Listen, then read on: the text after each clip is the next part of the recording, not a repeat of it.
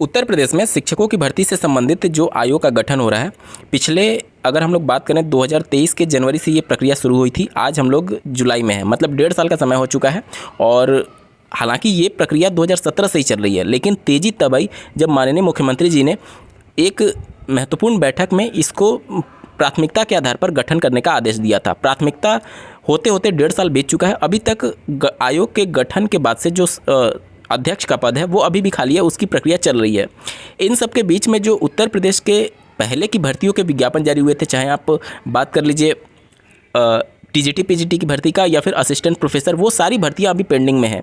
और जो मामले कोर्ट में चल रहे हैं वो सारी भी एक तरीके से प्रोसीड नहीं हो पा रही है, क्योंकि ये सारी चीज़ों को लेकर के अभी आयोग अपना फंक्शन सही से वर्क नहीं कर पा रहा है।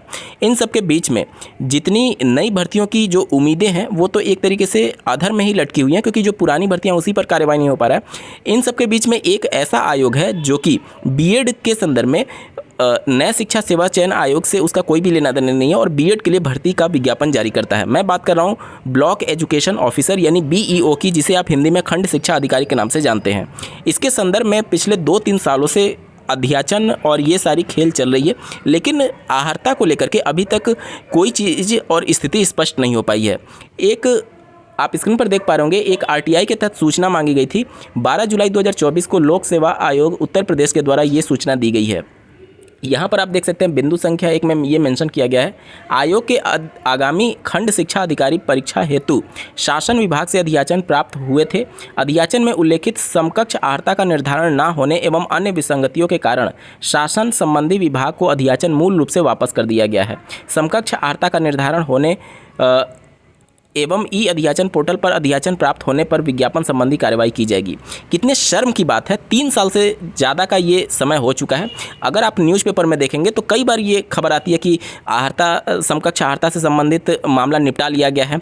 फिर वही बात उठती है जब आरटीआई से जवाब मांगा जाता है तो समकक्ष आहर्ता, कौन सी ऐसी आहर्ता है जो आज तक तय ही नहीं हो पा रही है? ऐसी कौन सी क्वालिफिकेशन है, कौन सा क्वालिफिकेशन मांगा जा रहा है, या फिर कौन सा क्वालिफिकेशन को लेकर के क्या चीज़ डाउट है? इतने साल में कौन सी ऐसी प्रॉब्लम है जिसको सॉर्ट आउट नहीं किया जा रहा है, या फिर जानबूझ करके इसको लटकाया जा रहा है? ये अब बहुत शर्म की बात है। ये सिर्फ आयोग की तक सीमित नहीं रह गया, उत्तर प्रदेश शासन को भी इसमें अब कहीं ना कहीं इंटरफेयर करने की ज़रूरत है कि आप 3 साल से एक भर्ती के लिए मिनिमम एलिजिबिलिटी तय नहीं कर पा रहे हैं, और अगर कोई प्रॉब्लम है तो उसको सॉर्ट आउट करने के लिए इतने बड़े बड़े एक्सपर्ट की बात आती है कि हमारे पास शिक्षा विभाग में ये एक्सपर्ट है, वो एक्सपर्ट है। आखिर उनसे सहायता क्यों नहीं ली जा रही है? ये या तो इसको सॉर्ट आउट करने के मूड में नहीं है, या तो भर्ती इसी प्रकार से लटकाने के मूड में है। खंड शिक्षा अधिकारी की जब बात आती है तो बहुत साल यहाँ पर भी हो चुके हैं, खंड शिक्षा अधिकारी का विज्ञापन जारी नहीं हुआ है। बावजूद इसके बीएड कैंडिडेट के लिए यही एक भर्ती थी जो कि नए शिक्षा सेवा चयन आयोग से इसका कुछ भी लेना देना नहीं था, और ये भर्ती का विज्ञापन जारी हो पाना संभव था।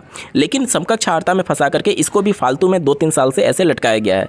तो निश्चित तौर पर राज्य सरकार को अब यहाँ पर गंभीरता से यहाँ पर विचार करने की ज़रूरत है, क्योंकि ये मामला जिस प्रकार से लोकसभा चुनाव में उत्तर प्रदेश में हालत हुआ है, 2027 अब दूर नहीं है। निश्चित तौर पर ये सभी चीज़ों को देख करके युवा भी अब समझने लगा है कि बेवजह चीज़ों को लटकाया जा रहा है, क्योंकि समकक्ष आहर्ता कौन सी ऐसी प्रॉब्लम है जिसको सॉर्ट आउट नहीं किया जा सकता। अगर ऐसी कोई दिक्कत है तो निश्चित तौर पर राज्य सरकार को इसे गंभीरता से लेना चाहिए। 3 साल से ज़्यादा का समय हो चुका है। इस समकक्ष आहर्ता के वजह से बीएड अभ्यर्थी लगातार हर एक साल लाखों की संख्या में यहाँ पर पास आउट होकर के निकल रहे हैं। उनको ऑक्यूपाई करने के लिए क्या कोई रोड मैप है? डीएलएड प्रत्येक साल यहाँ पर एडमिशन लिए जा रहे हैं, उनको ऑक्यूपाई करने के लिए क्या कोई रोड मैप है, या फिर सिर्फ ट्रेनिंग दिला करके उनको छोड़ देना है बेरोजगार की तरह?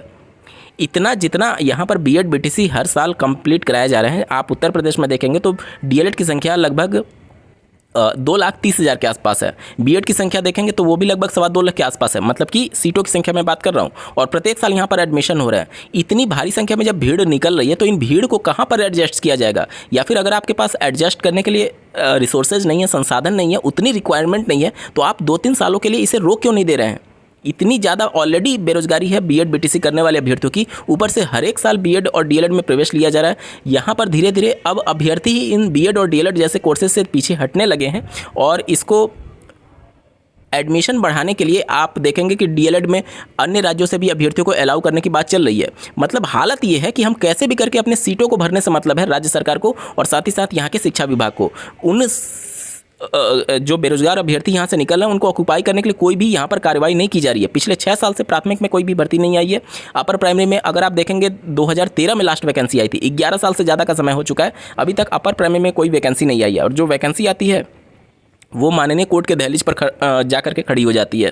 2-3 साल 4 साल ऐसे ही पेंडिंग पड़ी रह जाती है। अगर आप जूनियर एडेड का विज्ञापन देखेंगे वो भी बहुत लंबे समय से मामला कोर्ट में है और अभी तक उसमें आगे कार्रवाई नहीं बढ़ पा रही है। टीजीटी पीजीटी का मामला देखेंगे तो वो वैसे ही नए शिक्षा सेवा चयन आयोग की वजह से लटका हुआ है।